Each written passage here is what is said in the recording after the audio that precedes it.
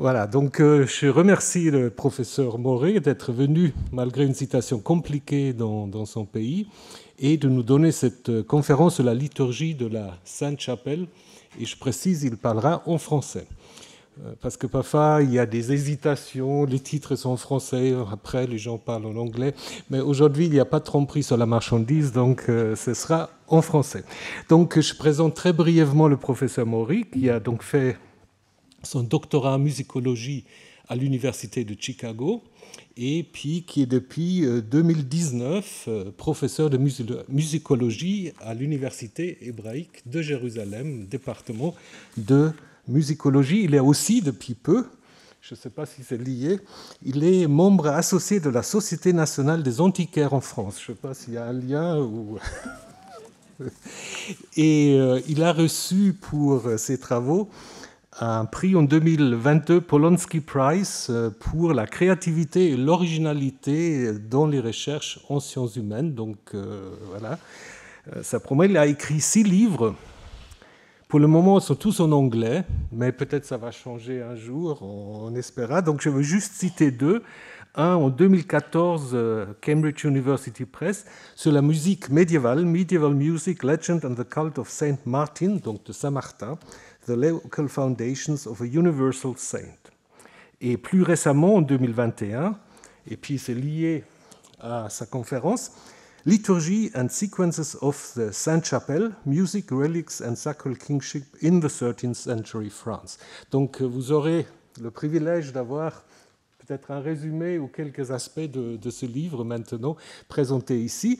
Donc, après sa conférence, le professeur Maury va accepter quelques questions, mais des questions, pas des conférences, ce qui arrive parfois. Donc, je le remercie encore une fois et puis je vous donne la parole. Merci beaucoup.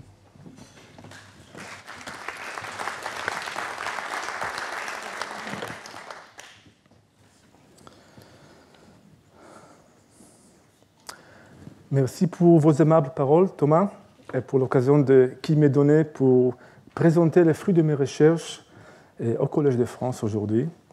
Je ne peux pas penser à un lieu plus approprié pour ma conférence aujourd'hui, dans une salle qui porte le nom de Maurice Halbwachs, qui a privilégié la notion de mémoire sociale et qui fut élu à la chaire de psychologie collective au Collège.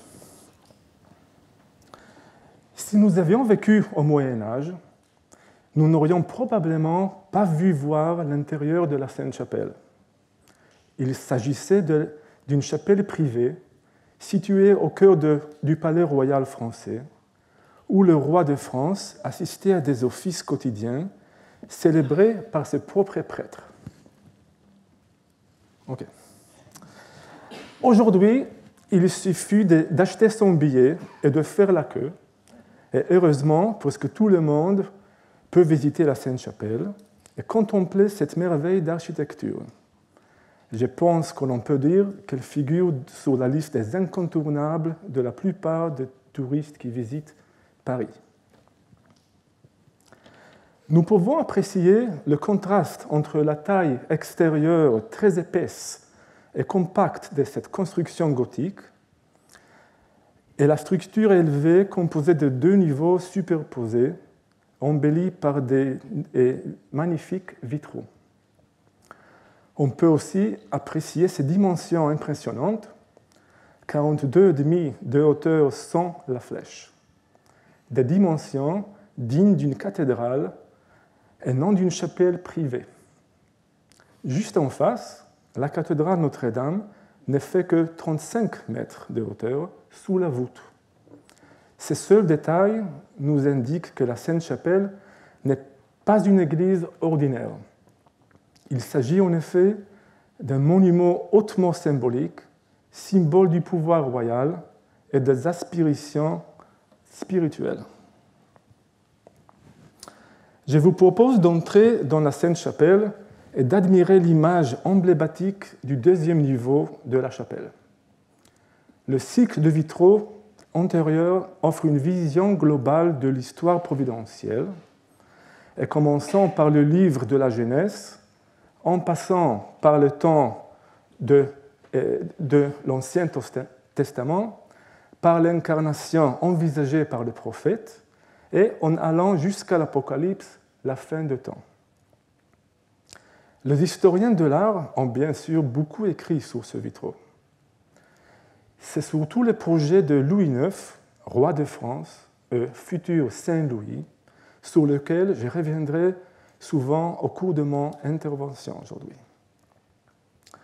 Je vais nous faire pénétrer plus avant dans l'histoire de la Sainte-Chapelle et examiner comment elle a permis à la monarchie française de proclamer Paris comme la nouvelle Jérusalem et le peuple français comme le peuple élu.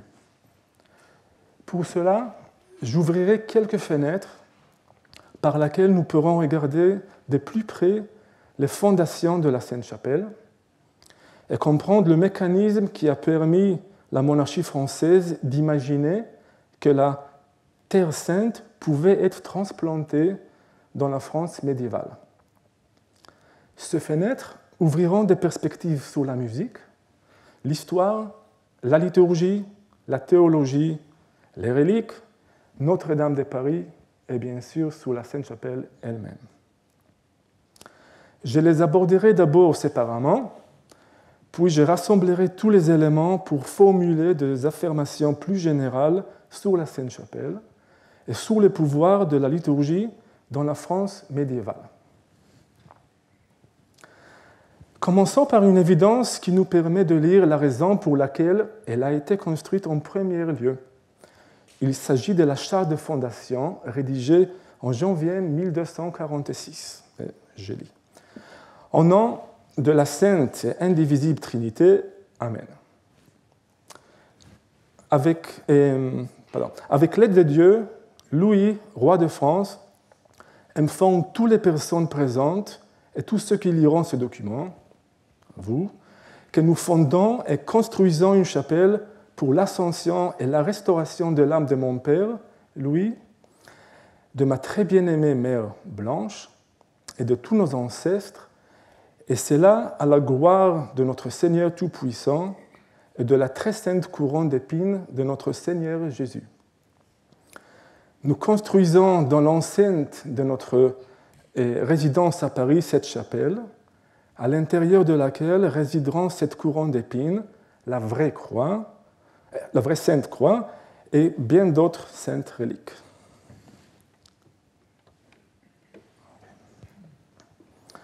En 1238, le jeune roi Louis et sa mère Blanche négocièrent l'achat d'une relique extraordinaire, la couronne d'épines, pour laquelle ils ont payé un prix fabuleux.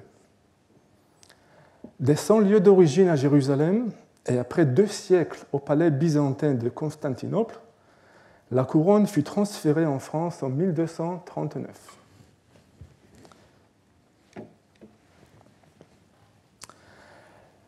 Le 11 août, le roi Louis et sa suite la recueillent à Villeneuve-l'Archevêque, non loin de la ville de Sens.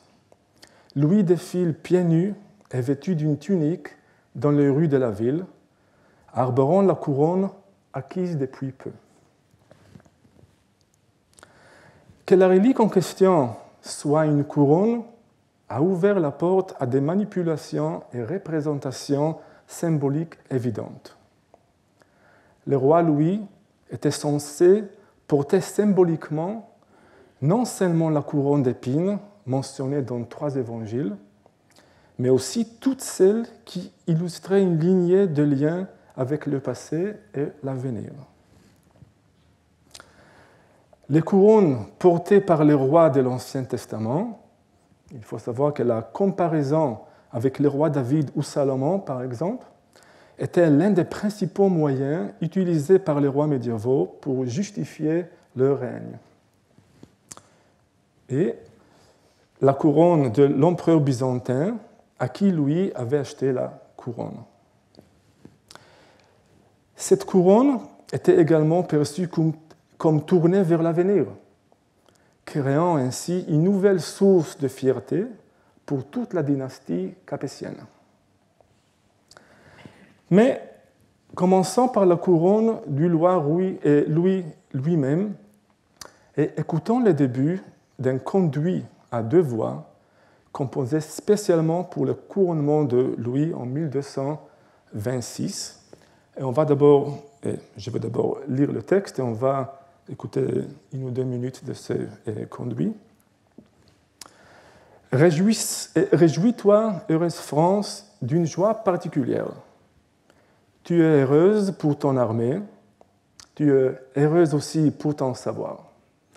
Mais plus haut que tout cela, l'onction de ton roi l'emporte. C'est le don de celui qui règne dans la gloire, seul sur le trône, il tonne sur le royaume. Et sa compassion dans la miséricorde te couronne. Heureux royaume de France, dont le roi de gloire qui tonne dans les nuées, donne au roi devant leur père l'huile de la joie, qu'il couronne aujourd'hui dans les compassions de sa miséricorde. Il y a beaucoup de couronnes dans ce texte. Et on va écouter 1 minute et demie peut-être de ce conduit réalisé par l'ensemble des Tours et Diabolus in Musica.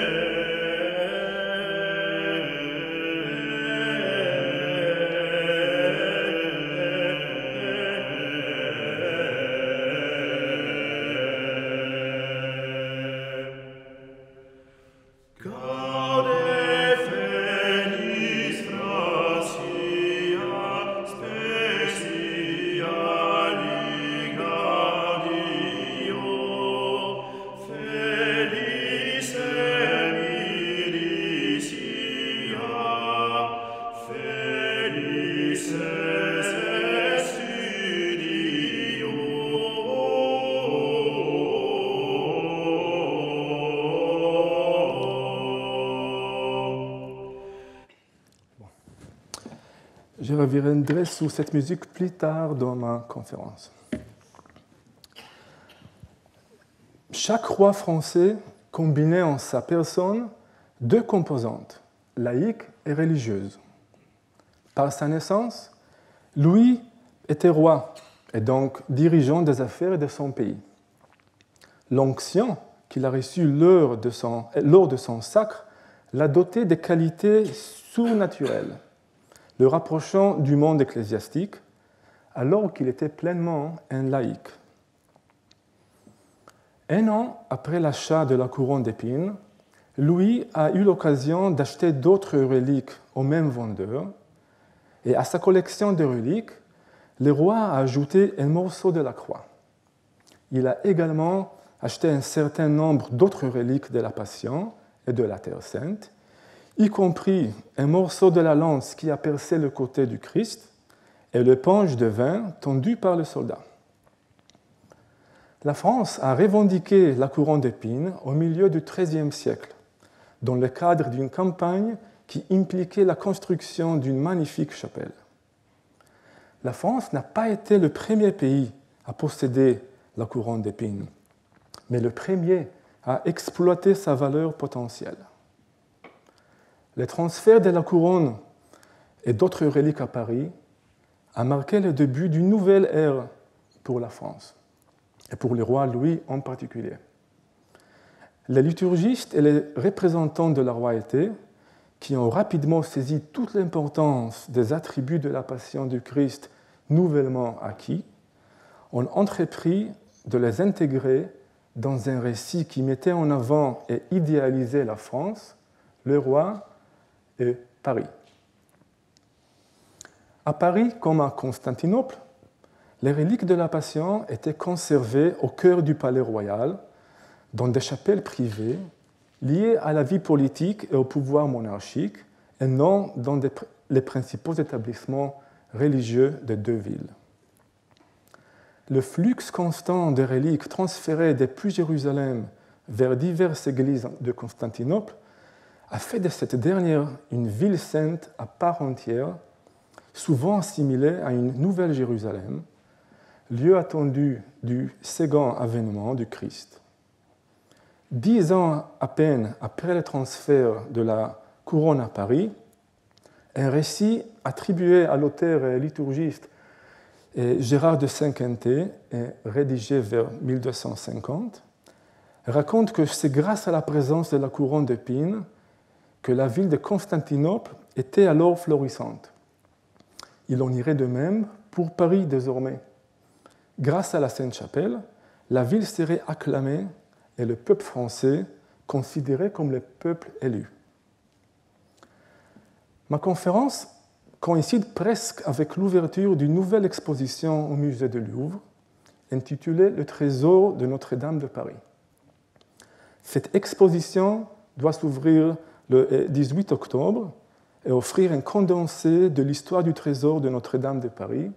Et je crois que la couronne d'épines et des objets connexes y seront exposés, je pense. Autour de l'exposition, il y aura des conférences et des concerts qui promettent d'apporter un éclairage supplémentaire sur bon nombre de questions que j'aborde aujourd'hui.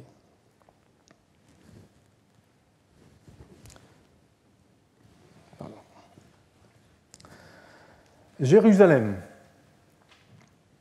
C'est ce qu'aurait dit le roi Louis IX l'été 1270 à Tunis, à peine engagé dans sa deuxième croisade. Avant de mourir, il chuchote le nom de la ville qu'à 2 reprises, il n'a pas parvenu à conquérir.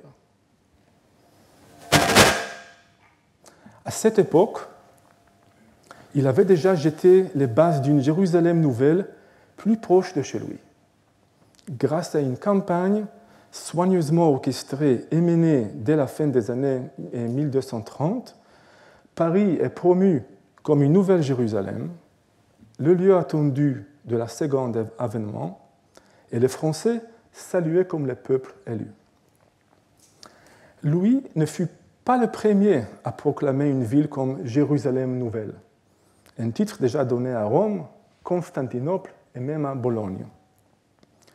En fait, comme nous le verrons, Louis n'a même pas été le premier à appeler sa propre capitale, Paris, une nouvelle Jérusalem. Il y avait de nombreuses raisons pour qu'un roi chrétien d'un pays très éloigné de Jérusalem veuille appeler sa capitale une nouvelle Jérusalem. La liturgie chrétienne des origines était remplie d'allusions à Jérusalem. Dans cette ville et ses environs, se sont déroulés une partie des événements fondamentaux qui ont donné naissance au christianisme. Dans le déroulement quotidien de la messe et de l'office divin, Jérusalem est évoquée à maintes reprises dans la lecture du psautier et d'autres livres de l'Ancien et du Nouveau Testament. C'est surtout le cas dans les fêtes et les saisons liturgiques où Jérusalem joue un rôle important, comme la semaine de Pâques en général et le dimanche de Ramos en particulier. L'idée et l'image de Jérusalem se réfèrent à la fois au ciel, la nouvelle Jérusalem, la ville du salut et du temps eschatologique, et à la terre promise, la terre sainte, porte du ciel, lieu du peuple élu de Dieu. Aujourd'hui, je porte mon intérêt sur l'histoire de la construction d'une nouvelle Jérusalem en Occident à travers la liturgie et l'acquisition des reliques et leur célébration dans la liturgie. De diverses manières, la liturgie a fourni une connaissance, une mémoire et un lien avec la Terre sainte. La liturgie a autorisé une appropriation occidentale de Jérusalem, comment les reliques ont relié l'Occident à la Terre sainte, et dans une certaine mesure, comme cette histoire et ces idées se sont croisées avec l'histoire des croisades. Nous connaissons tous les villes ou des lieux du monde entier appelé nouvelle quelque chose. Et c'est quelque chose est le plus souvent un lieu européen. New York, Nouvelle-Zélande, Nouvelle-Calédonie, etc. Ces villes sont appelées ainsi parce qu'elles étaient d'importants centres d'immigration de l'Ancien au Nouveau Monde. Mais au Moyen Âge, les villes étaient appelées Jérusalem nouvelle dans une autre perspective. N'émigraient pas les vivants, mais les objets, des os de mort, des morceaux de pierre, des tissus, et surtout des bois. Je parle bien sûr de reliques. Un peu macabre, mais voilà. Considérées comme une source de miracles, les reliques étaient d'une grande importance au Moyen Âge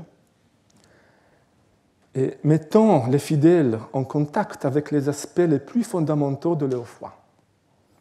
Ils évoquent la proximité de saints et d'événements chronologiquement et géographiquement éloignés.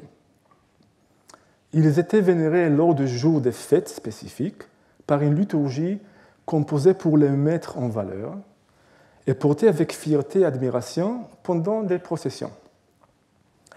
Les reliques les plus significatives étaient les os et même les fluides corporels des saints et les objets qui leur appartenaient ou qui avaient été en contact avec eux. Pour la Vierge Marie et le Christ, les choses étaient un peu plus compliquées, puisque leur corps n'était pas resté sur terre après leur mort. Leurs reliques ne pouvaient être que les objets qui leur étaient associés d'une manière ou d'une autre. Comme les historiens les reconnaissaient depuis longtemps, les reliques ont aussi fourni un moyen d'importer Jérusalem en Occident, une autre façon de transférer la sainteté de la Terre sainte. C'était particulièrement vrai pour les reliques de Terre sainte associées au Christ, et en particulier la croix, dont les reliques ont proliféré à l'époque de la première croisade. Si la célébration de la Jérusalem eschatologique dans la liturgie a rendu d'une certaine manière inutile la nécessité de la Jérusalem terrestre, la présence des reliques dans les églises et les monastères en Occident l'a constamment rappelée, et l'entreprise des croisades a bien sûr changé tous les paysages ecclésiaux en France, mais aussi partout en Occident.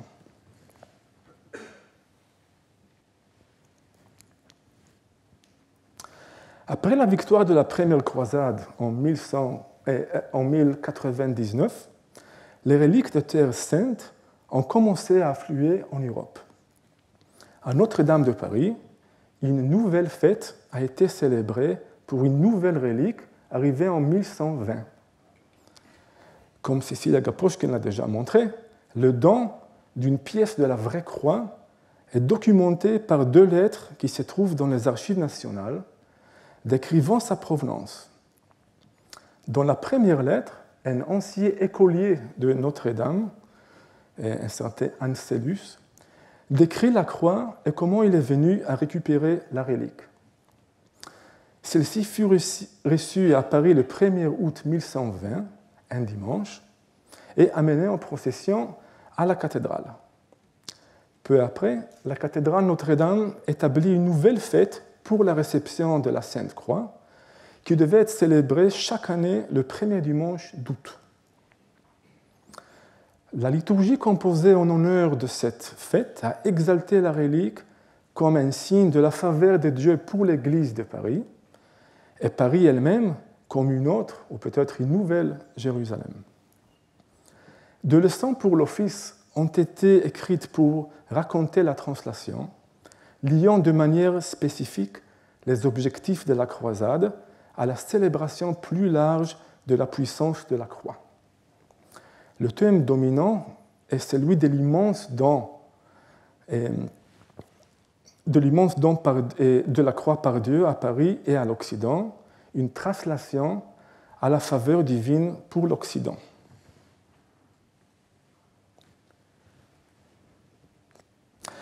La première leçon de l'office commence avec Dieu qui, par sa grâce ineffable, a jugé digne de visiter l'église de Paris et de glorifier Notre-Dame et en fait toute la Gaule et l'Occident. Et je cite, voilà. Et comme un homme coupant une branche d'arbre pour la transplanter ailleurs, ainsi Jésus-Christ, notre Dieu, voulut qu'une partie de la croix glorieuse sur laquelle il a vraiment et miséricordieusement souffert pour nous, soit sous son ordre transportée d'Orient en Occident, afin que désormais l'Église de Paris rayonne en l'honneur de sa mère et que de cet éclat, elle glorifie toute la Gaule. C'est par la volonté divine que la clémence a été affirmée. La dernière leçon de cette liturgie revient sur le thème dominant du transfert de la grâce de Dieu à l'Occident, et plus particulièrement à Paris. Réjouissez-vous donc, Église de Paris, d'avoir reçu de Dieu un si grand et si glorieux don, comme s'il s'agissait d'une autre Jérusalem, Altera Jérusalem. Réjouissez-vous et exaltez. En effet, que toute l'Église de l'Occident se réjouisse avec une telle joie comme après avoir été invitée à un banquet. La liturgie établissait ainsi Paris comme une autre Jérusalem. La transplantation de la vraie croix était un signe de la faveur de Dieu pour la France. La translation de la faveur vers l'Ouest, la promotion de la sacralité transplantée en Occident et la création de la nouvelle Terre Sainte en France. C'était l'arrivée de la croix en 1120 qui a nourri la thématique de Paris comme une nouvelle Jérusalem. Mais comme nous allons le voir, Notre-Dame de Paris n'était pas la seule église à faire l'objet de telles affirmations reliant Paris à Jérusalem. Ce n'est pas une vraie relique. Les reliques revêtaient donc au Moyen-Âge une importance considérable. La relique est un objet inerte. Par elle-même, elle ne peut pas dire ou accomplir grand-chose. Pour lui insuffler un sens et faire connaître son importance au plus grand nombre, quelqu'un doit penser une campagne de relations publiques efficace. L'Église médiévale disposait pour cela d'un outil puissant, expérimenté depuis des siècles avec succès. La liturgie, procédure d'activation de la religion, sous la forme d'un assemblage de textes et de musiques. Les textes qui forment la colonne vertébrale de la liturgie sont tirés de l'Ancien et du Nouveau Testament, mais ils sont souvent accompagnés d'une vie plus récente d'un tel ou tel saint, du récit d'un nouveau miracle ou d'extraits d'ouvrages théologiques. La musique est soit nouvellement composée, soit recyclée à partir des chants existants. La liturgie était aux yeux des fidèles la manifestation d'une vérité divine et incontestée. Nous pourrions à ce titre envisager la liturgie médiévale comme la forme ultime de mass média, bien avant l'apparition de livres imprimés, de journaux et bien sûr d'Internet. Si nous pouvons aujourd'hui accéder à diverses plateformes de médias sociaux depuis nos smartphones, les hommes et les femmes du Moyen-Âge devaient se rendre à l'église pour obtenir leur part de médias religieux. Chaque jour de l'année, une liturgie consacrée à une fête précise était célébrée dans les églises médiévales selon un calendrier liturgique. De cathédrales aux petites églises paroissiales, la fête de Saint-Martin, par exemple, était toujours célébrée le 11 novembre. Et sa liturgie était quasiment identique dans toute l'Europe. Cette forme de simultanéité de l'expérience va de soi pour les hommes ou les femmes aujourd'hui. Regardez un match de rugby ou l'Eurovision, par exemple, en direct sur l'un de nos écrans, où que nous nous trouvions dans le monde, on est une expérience concrète. Au Moyen-Âge, la liturgie était un vecteur parfait et sans équivalent de relations publiques. Pour ce qui est des reliques, elle pouvait transformer n'importe quelle pierre, n'importe quelle eau, n'importe quel bout de bois en objet digne de dévotion. Redirigeons notre attention de nouveau vers la Sainte-Chapelle. Voilà. Pour abriter et exposer la couronne d'épines et des reliques supplémentaires, Louis construit une gigantesque reliquaire, la Sainte-Chapelle à Paris, consacrée en 1248. La couronne d'épines et les reliques supplémentaires ont été mises en scène non seulement par des vitraux, mais surtout par la liturgie et la musique, et de manière sans aucun doute plus efficace. Deux nouvelles fêtes ont été ajoutées au calendrier liturgique, l'une pour célébrer la réception de la couronne le 11 août, et l'autre pour célébrer la réception de tous les autres reliques le 30 septembre. Je vais consacrer le reste de cette conférence à la liturgie composée pour la couronne d'épines seulement. Prenons ces chants comme point de départ pour parler de la musique et de la liturgie à la Sainte-Chapelle. Il s'agit d'un chant composé pour la fête de la couronne d'épines, ça veut dire le 11 août, et c'est un bel exemple de ce que nous pourrions appeler le chant grégorien ou le plein chant. L'enregistrement que nous allons écouter a été réalisé par l'ensemble américain le Rose Ensemble.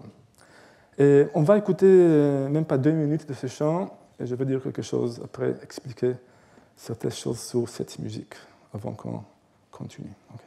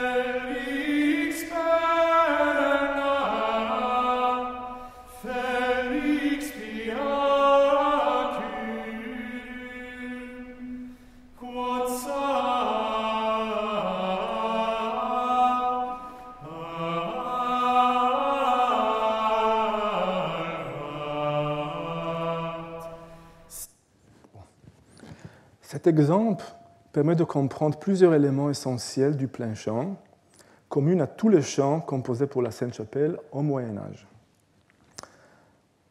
La musique est monophonique.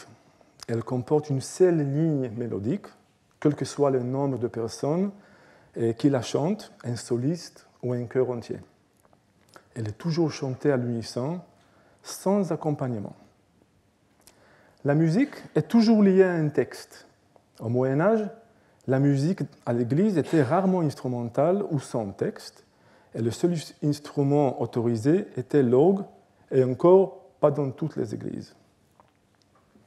En Europe occidentale, le texte est toujours en latin, la langue officielle de l'Église occidentale, bien sûr. Il s'agit de musique liturgique, écrite pour une fête spécifique, inscrite au calendrier de l'Église. Elle est composée pour être jouée à l'Église lors d'une cérémonie. En d'autres termes, ce n'est pas seulement de la musique religieuse, elle a aussi une fonction rituelle. La mélodie tend à évoluer par paliers en évitant les grands sauts. Il n'y a pas de drame dans cette musique. Il n'y a pas de gestes musicaux qui tentent à nous choquer ou de nous amuser. Certains la trouvent ennuyeuse, d'autres belle, mais l'essentiel est qu'elle vise à créer une atmosphère tranquille pour que le fidèle puisse contempler la grâce divine. Cela ne veut pas dire que la musique ne peut pas être émouvante ou belle, mais ce n'est pas le but recherché. Le plein chant a été noté sans aucune indication de rythme. Si vous savez lire la musique, vous avez peut-être remarqué que toutes les notes semblent avoir la même valeur, sans aucune différenciation entre elles. Il n'y a pas de mesure à proprement parler. Il n'y a pas des accents forts ou faibles. La musique semble, pour certains, simplement de flotter dans l'air. Enfin, la relation texte-musique est généralement soit syllabique, ça veut dire une seule syllabe de texte chanté sur un ou deux notes, soit mélismatique, une syllabe chantée sur plusieurs notes. Ce type de chant constitue l'épine dorsale de la liturgie composée pour la Sainte-Chapelle, et nous en écouterons deux autres exemples plus tard.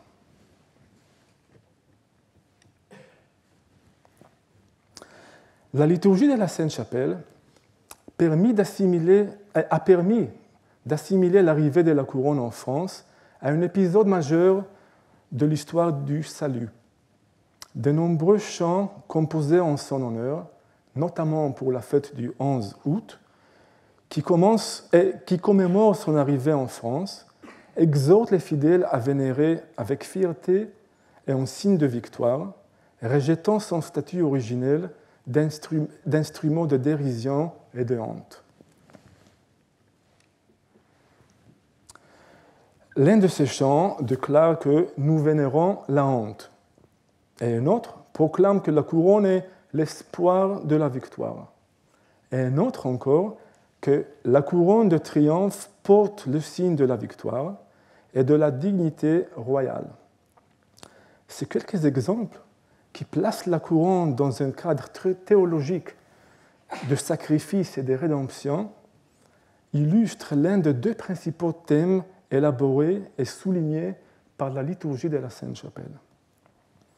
Le second thème, qui éclaire le sens du transfert de la couronne vers la France, a été développé avec peut-être encore plus d'ardeur et d'audace. Cette liturgie montre comment ce qui était un objet relativement négligeable dans le récit de la Passion a été progressivement investi d'un pouvoir et d'une signification accrue afin de s'accorder avec les aspirations politiques de ce nouveau propriétaire. La liturgie célébrant la couronne d'épines instaure un rapport personnel entre la relique et la France, où le Christ lui-même aurait voulu qu'elle soit accueillie. Le troisième verset de ce hymne salue la France comme dépositaire de la couronne que le Christ doit recueillir le jour du jugement. Le royaume se voit ainsi conférer un rôle central dans la fin de temps. Le rayon de ta couronne illumine Paris, orne toute la France en donnant la grâce et la gloire. Notre terre conserve pour toi ce trésor fameux. À l'approche du jugement, tu reprendras ce dépôt de Paris, bien sûr. Les chants que j'ai cités jusqu'ici sont assez réservés quant aux conséquences de ces dépôts pour l'avenir de la France, pour les Français et pour le statut du roi Louis. Plusieurs chants, en revanche, débordent d'éloges à leur égard, conférant à la France la réputation d'une nouvelle terre sainte et donnant Louis en modèle à tous les rois. Voici le chant Gaude Sion, que diem recolis, que nous allons écouter bientôt. Il s'ouvre sur les louanges de Paris et de la France à la couronne avant de se lancer dans une narration au caractère plus théologique. Réjouis-toi, Sion, toi qui célèbres le jour où la couronne du Christ a été transportée du trésor de Constantinople au front. Le premier verset établit clairement un transfert de la puissance d'est en ouest, Sion représentant désormais le peuple de France. L'idée du transfert de la puissance est un concept né au Moyen Âge et décrivant l'histoire comme une succession linéaire d'un empire au suivant, de l'Orient à l'Occident.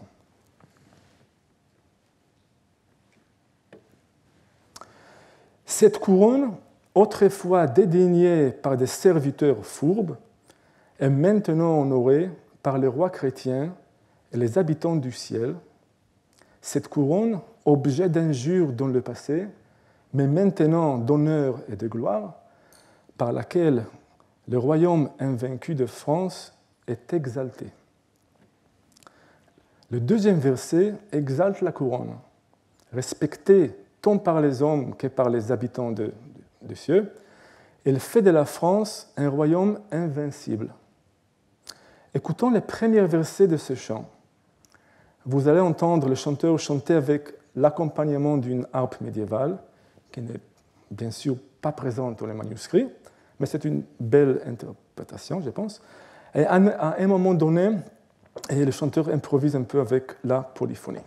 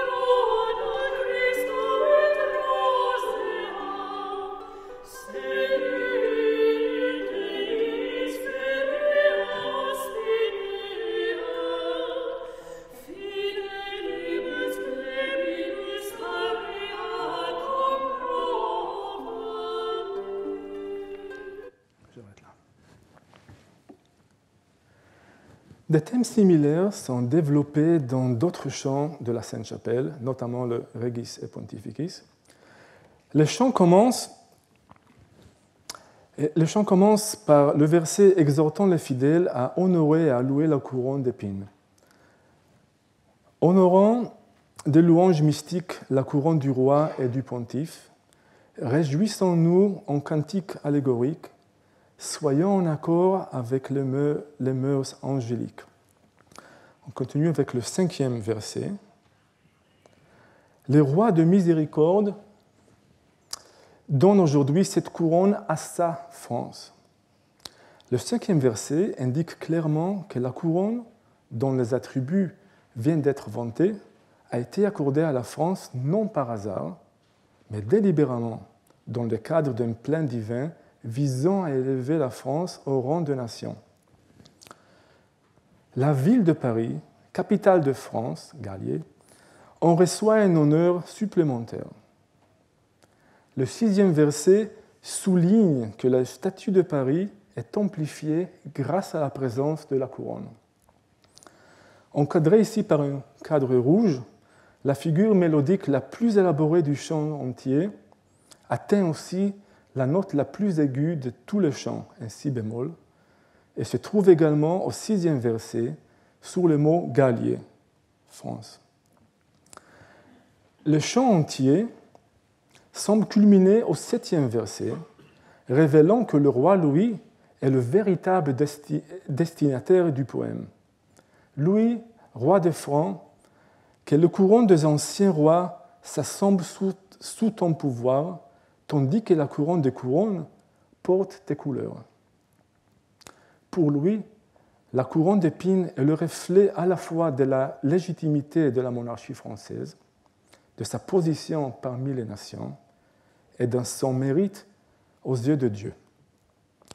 Je ne sais pas si on aura le temps d'écouter trop de musique. Musique, oui, un peu. On écoute un peu de ce chant. On ne va pas écouter tout, mais un peu. Okay.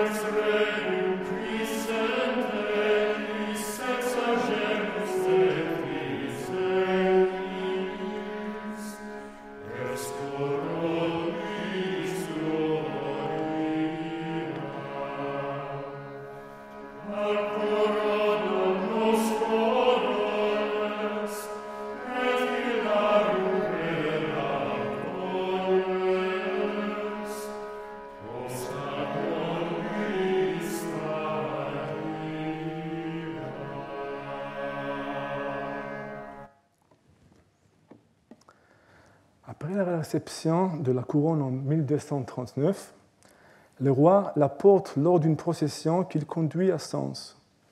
Il arbore ainsi ce qu'il croit être la fameuse couronne mentionnée dans 3 des évangiles, un instrument de torture ayant servi à ridiculiser le Christ lors de sa crucifixion, conformément au plan de Dieu pour sauver l'humanité. Mais les chants examinés aujourd'hui nous enseignent une autre valeur symbolique de la couronne. Sous l'impulsion de l'équipe des liturgistes du roi, la translation de la couronne d'épines en France a signifié bien davantage que le déplacement d'une sainte relique.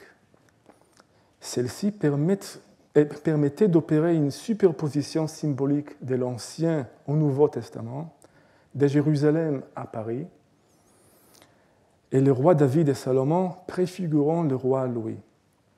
Cette abstraction, le récit de la réception de la couronne à Paris, la formule explicitement.